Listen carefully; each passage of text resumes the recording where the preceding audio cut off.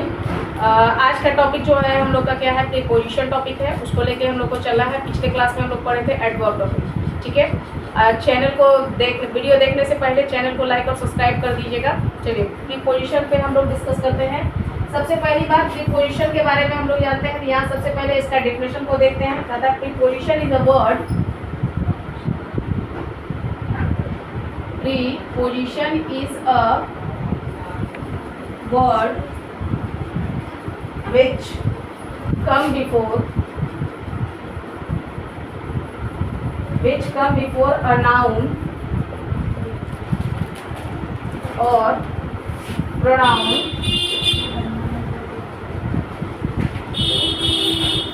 and its relation joins to another words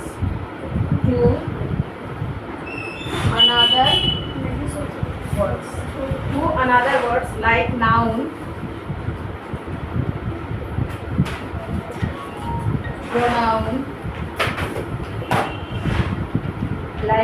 pronoun, adjective and verb। सबसे पहली बात यहाँ पे इसके डिफिनेशन को हम लोग को समझना है। कहता है प्रीपोजिशन एक ऐसा शब्द है जो कि क्या करता है, आता है किसके पहले आता है, नाउन या प्रोनाउन के पहले आता है। नाउन और प्रोनाउन के पहले आकर वो क्या करता है, उसके रिलेशन को बताता है कि उसके बीच में क्या रिलेशन है, और ज्वाइन जो करता है टू अनदर वर्ड्स। वो कौन कौन सा अनदर वर्ड्स को ज्वाइन करता है आपका, जैसे कि आपका नाउन को हुआ, प्रोनाउन हुआ, एडजेक्टिव हुआ और वर्ब हुआ। इन सारे वर्ड्स को वो क्या करता है, जोड़ने का काम करता है, ठीक है। ये हो गया। अब यहाँ से हम लोग इसको देखेंगे कि प्रीपोजिशन जो है, ये आपका हो गया प्रीपोजिशन। ये आपका यहाँ से हो गया प्रीपोजिशन। इसमें ये आपका क्या हो गया, नाउन हो गया। क्या बोला है, बिफोर मीन्स होता है पहले। बिफोर मीन्स क्या होता है, पहले, यानी कि कह रहा है कि नाउन या प्रोनाउन के पहले। तो यहाँ देखिए ये नाउन हो गया और ये आपका क्या हो गया, प्रोनाउन हो गया।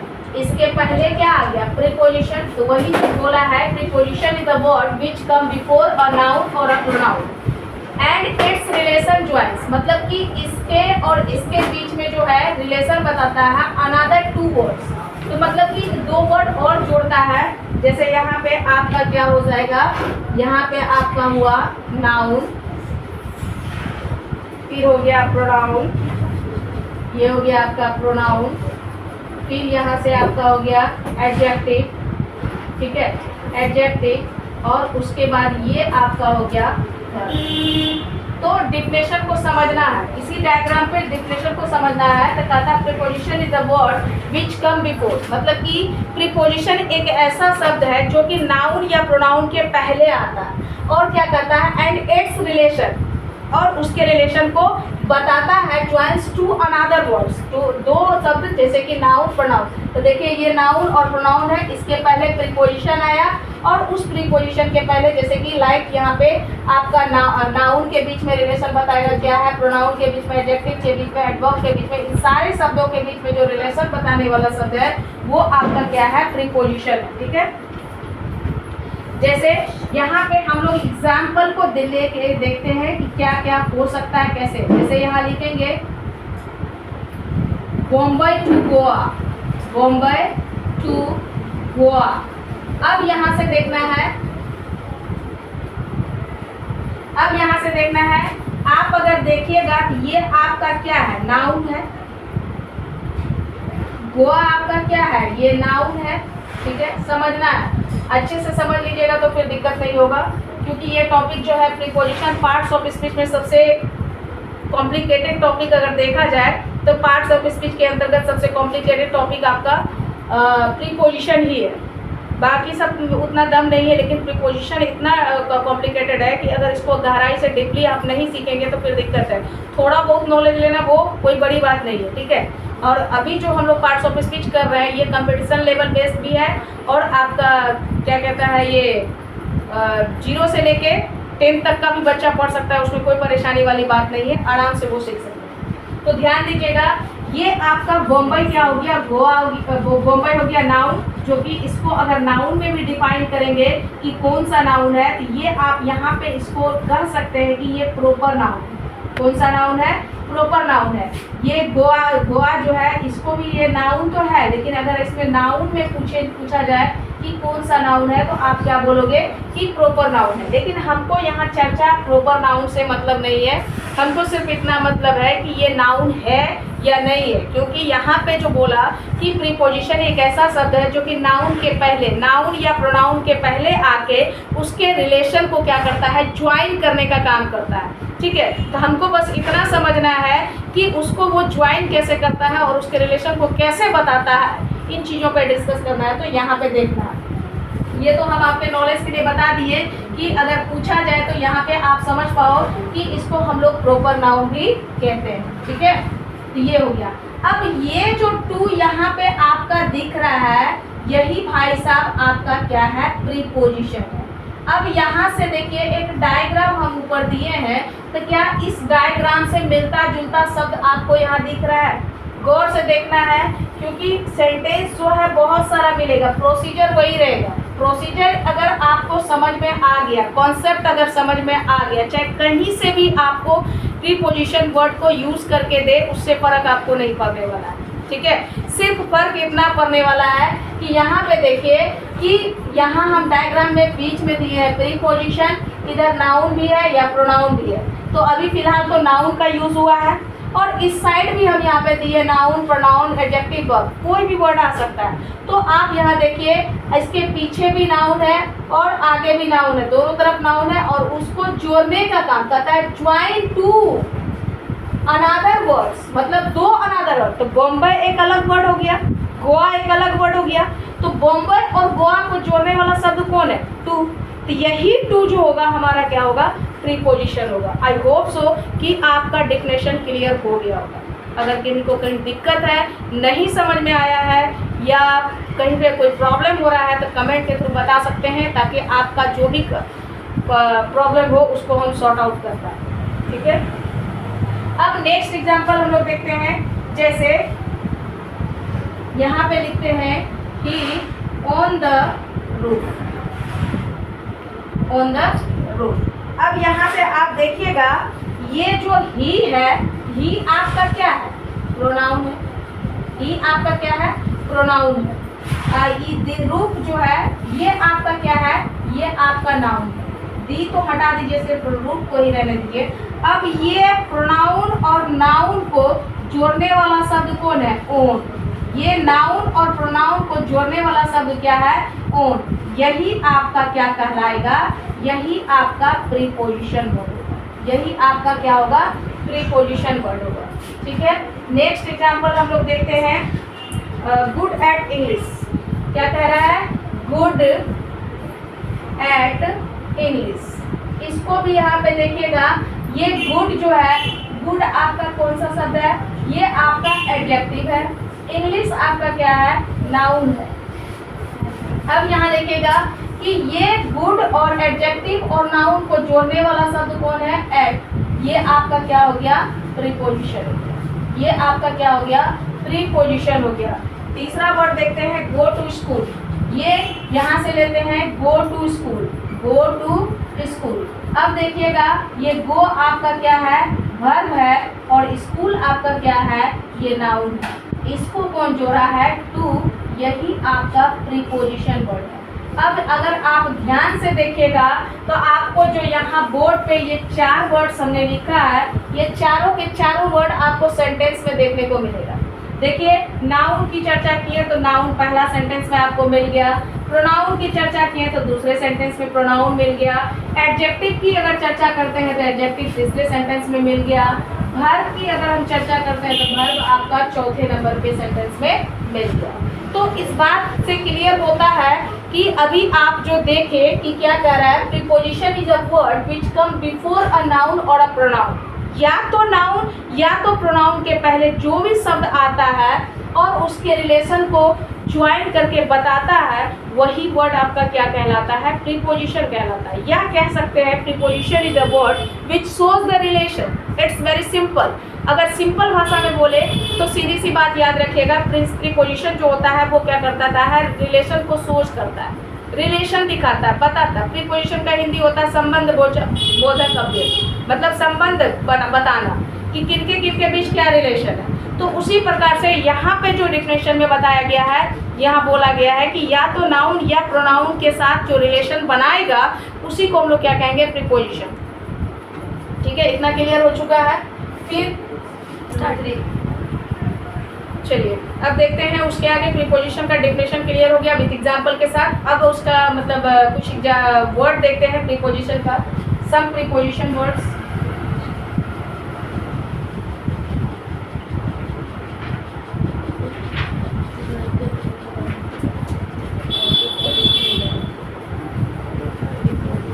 चलिए पहला आपका इन है। इन का मतलब वो इन, या यहाँ से इनटू, इनटू इसका मतलब आपका होता है ऊपर। उसके बाद आपका क्या है, ऑन है, एबव है, ओवर है, अप है। इन चारों का मतलब आपका होता है ऊपर। उसके बाद अपवर्ड है, क्या है, अपवर्ड। अपवर्ड का मतलब होता है ऊपर की ओर। उसके बाद आपका क्या है, डाउनवर्ड।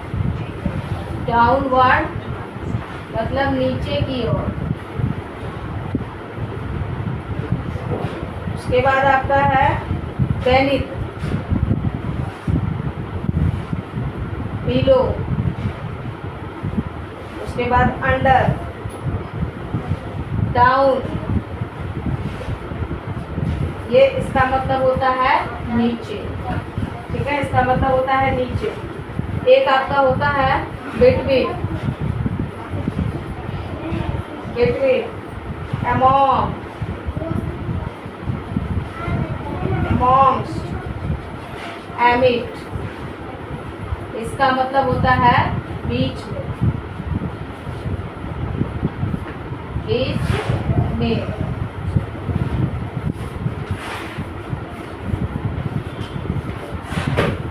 ठीक है, ये सारे वर्ड्स का हम लोग चर्चा करेंगे। अभी फिलहाल यहाँ पे इतना वर्ड आप देख रहे हैं, इन सारे वर्ड का यूज कैसे होगा उसके बारे में हम लोग चर्चा करेंगे। पहला तो आपका है इन, या यहाँ से कह सकते हैं इन। सबसे पहले इसका यूज देखते हैं, क्योंकि हम लोग जो यहाँ पे इंग्लिश ग्रामेटिकल पोर्शन पढ़ रहे हैं वो बायलिंगुअल है। बायलिंगुअल दैट मीन्स कि हिंदी और इंग्लिश दोनों मिला हुआ है। ठीक है, इसमें स्पेशली जो कहिएगा कि स्पेशल वे में इंग्लिश ही दिया जा रहा है, नहीं, ग्रामेटिकल हम लोग पढ़ रहे हैं। तो ग्रामेटिकल जो है यहाँ कुछ बच्चों को हिंदी में भी समझ में आएगा, इंग्लिश में भी आएगा। ठीक है, तो दोनों लैंग्वेज में हमको लेके चलना है और दोनों लैंग्वेज में हम दे रहे हैं। ठीक है ना, तो कुछ कुछ पॉइंट्स आपका हिंदी में भी रहेगा, कुछ कुछ पॉइंट्स आपका इंग्लिश में भी रहेगा। ज़्यादातर इंग्लिश का ही यूज होगा, टेंशन नहीं लेना है। बस थोड़ा बहुत जो होगा कुछ पॉइंट्स जो आपको हिंदी में मिलेगा। ठीक है, आगे ध्यान देते हैं। अब इसका यूज देखते हैं, बारी बारी से हम लोग यूज देखते हैं। इन का यूज कहाँ पे करते हैं, इनटू का यूज कहाँ पे करते हैं, इन और इनटू में क्या फर्क है, इन और इनटू में क्या अंतर है, इन चीज़ों पे हम लोग डिस्कस करते हैं। सबसे पहला बात कि हम बात करते हैं इन का यूज कहाँ पे करते हैं, इसके बारे में चर्चा करते हैं। तो कहता जब को किसी क्षेत्र, क्या कहा, जब किसी क्षेत्र या परिधि में, क्षेत्र या परिधि में पहले से मौजूद हो, पहले से मौजूद हो। ठीक है, अब कहता है इनटू। इनटू का क्या कह रहा है, जब कोई किसी क्षेत्र, जब कोई किसी क्षेत्र या परिधि में, या परिधि में बाहर से प्रवेश करता हो, बाहर से प्रवेश करता हो, तो यहाँ पे क्लियर हो गया, कहता है इन और इनटू। तो इन का मतलब हुआ जब किसी क्षेत्र या परिधि में पहले से मौजूद हो, ठीक है, जो पहले से ऑलरेडी उसमें है तो उसमें इन का यूज करेंगे। बस इतना ही आपको दिमाग लगाना है कि कोई भी डाटा या कोई भी चीज़ जो पहले से मौजूद है उस एरिया में, वहाँ पे इन का यूज होगा। और कहता है कि इनटू का यूज़ कहाँ पे करते हैं, तो इनटू का यूज़ आप वहाँ पे कीजिएगा जो पहले से उस परिधि में नहीं है, उस क्षेत्र में नहीं है, लेकिन बाहर से आके उसमें एंटर किया है, तो उसमें हम लोग क्या करते हैं, इनटू का यूज़ करते हैं। ठीक है, एग्जाम्पल को देखते हैं। एग्जाम्पल से आपको कुछ ज़्यादा समझ आएगा। The student are sitting in the classroom. क्या कहा, the students are sitting in the classroom. तो अब यहाँ पे बताइए कि ये क्लासरूम का जो परिधि है या क्षेत्र है, उस क्षेत्र में बच्चे पहले से आके बैठे हुए, तो इसमें क्या हो गया, इन हो गया। इसमें क्या हो गया, इन हो गया, क्योंकि ऑलरेडी क्लासरूम के क्षेत्र में वो बच्चे वहाँ पे ऑलरेडी बैठे हुए, तो उसमें क्या यूज करेंगे, इन का यूज करेंगे। दूसरा एग्जांपल लेते हैं, the fish lives in the water. The fish lives in the water. मछली पानी में पहले से, ठीक है, तो यहाँ पे मछली पानी में पहले से है, तो ये जो आपका यहाँ पे होगा ये क्या हो गया, प्रीपोजिशन हो गया। तब प्रीपोजिशन कौन सा है, इन और इनटू का। अभी इसी का यूज हम लोग सीख रहे थे और उसी के यूज के बारे में बताया जा रहा है। अब कहता है तीसरा example, the boy jumped into the river, into the Ganga. अब यहाँ देखिए, पानी में यानी गंगा में या रिवर में लड़का पहले से नहीं है, समझना है। यहाँ देखिए, the students are sitting in the classroom. बच्चे क्लासरूम में पहले से बैठे हुए, दैट मीन्स की इन का use. The fish lives in the water. मछली जो है पानी में पहले से है, इसीलिए इन का यूज किया। और यहाँ कह रहा है the boy jumped into the Ganga, मतलब कि उस गंगा में लड़का जो है पहले से नहीं है, उसने अब छलांग लगाई है तब जाके गंगा में गया, तो इनटू हो जाएगा। क्या हो जाएगा, इनटू का यूज होगा। तो ये भी आपका यहाँ पे क्या है, प्रीपोजिशन है। ठीक है, ये भी यहाँ पे आपका प्रीपोजिशन है और इस प्रीपोजिशन का यहाँ पे यूज करके हम लोग, अब आप लोगों को समझ में आ गया होगा कि इन और इनटू का यूज कहाँ करते हैं। इन का यूज वहाँ पे करते हैं जब किसी क्षेत्र, जब कोई किसी क्षेत्र या परिधि में पहले से मौजूद हो, मतलब ऑलरेडी पहले से रखा हुआ है, तो उसमें इन का यूज़ करते हैं। और इनटू का यूज़ कहाँ करते हैं, इनटू का यूज़ वहाँ करते हैं जो पहले से उस क्षेत्र में या उस परिधि में नहीं है, लेकिन बाहर से आके प्रवेश किया हो, तो उसमें हम लोग क्या करते हैं, इनटू का यूज़ करते हैं। आज इतना ही रहने देते हैं। नेक्स्ट क्लास में इसके आगे जितने भी वर्ड्स हैं इसका यूज़ बताया जाएगा। प्रीपोजिशन का क्लास थोड़ा लंबा चलेगा, टेंशन नहीं लेना है, एकदम इत्मीनान से पढ़ना है। ठीक है, और हमारे चैनल को जो भी देख रहे हैं लाइक और सब्सक्राइब कर दीजिएगा।